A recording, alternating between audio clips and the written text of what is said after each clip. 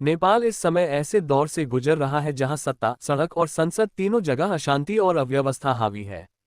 काठमांडू, पोखरा और विराटनगर की सड़कों पर गुस्साए लोग लगातार प्रदर्शन कर रहे हैं।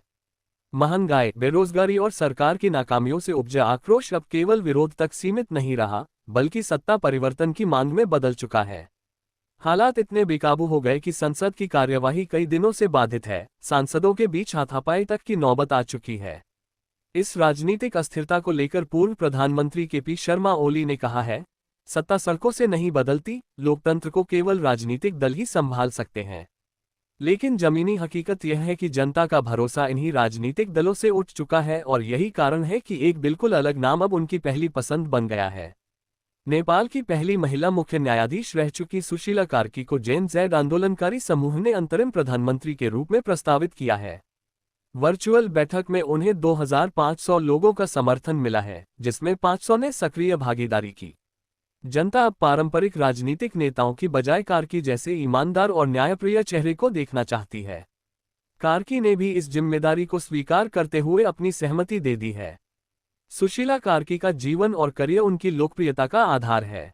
7 जून 1952 को विराटनगर में जन्मी कार्की ने 1972 में महेंद्र मोरन परिसर से स्नातक की पढ़ाई पूरी की और फिर काशी हिंदू विश्वविद्यालय, वाराणसी से राजनीति विज्ञान में स्नातकोत्तर की डिग्री ली। 1978 में त्रिभुवन विश्वविद्यालय से कानून में स्नातक की उपाधि लेकर न्यायिक सेवा में प्रवेश किया। 2016 में वे नेपाल की पहली महिला मुख्य न्यायाधीश बनी। उनके कई ऐतिहासिक फैसले, Kathmandu Nijgadh fast track surrogacy का मामला, ऑस्ट्रेलिया में पॉलीमर बैंक नोटों का भ्रष्टाचार कांड आज भी चर्चा में है।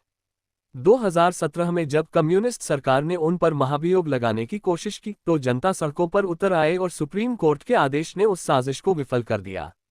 नेपाल की मौजूदा संसद में स्थिति बेहद उलझी हुई है। नेपाली कांग्रेस और कम्युनिस्ट पार्टी यूएमएल दोनों ही सत्ता की खींचतान में हैं।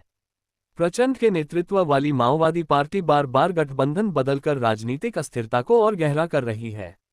मौजूदा समीकरण में कोई भी दल पूर्ण बहुमत में नहीं है। यही कारण है कि संसद में सहमति बन पाना मुश्किल है, लेकिन सड़क पर जनता एकमत है कि उन्हें कार्की जैसी साफ सुथरी छवि वाली अंतरिम प्रधानमंत्री चाहिए। जनता के इस रुख ने राजनीतिक दलों पर दबाव बढ़ा दिया है। ओली और प्रचंड जैसे नेता बार बार जनता से संयम बरतने की अपील कर रहे हैं, लेकिन जनता का साफ कहना है कि अब केवल अपील से बात नहीं बनेगी। अगर राजनीतिक दल इस जनमत को अनसुना करते हैं तो यह अस्थिरता और हिंसा में बदल सकती है। वहीं अगर कार्की को अंतरिम प्रधानमंत्री चुना जाता है तो यह नेपाल के इतिहास का सबसे बड़ा राजनीतिक प्रयोग होगा, जहां जनता की मांग पर एक गैर राजनीतिक न्यायपालिका से निकली महिला देश की कमान संभालेगी। नेपाल की जनता इस समय थक चुकी है भ्रष्टाचार से, सत्ता की बंदरबांट से और नेताओं की जोड़तोड़ से। ऐसे में सुशीला कार्की का नाम सिर्फ एक प्रस्ताव नहीं, बल्कि नए नेपाल का सपना बन चुका है। चुनाव इस बार केवल संवैधानिक प्रक्रिया नहीं, बल्कि जनता और सत्ता के बीच टूटा हुआ विश्वास जोड़ने का अंतिम अवसर है। अगर यह अवसर चूक गया तो नेपाल फिर उसी पुराने चक्रव्यूह में फंस जाएगा, जहां तख्तापलट, अशांति और अव्यवस्था ही उसकी पहचान बनकर रह जाएगी।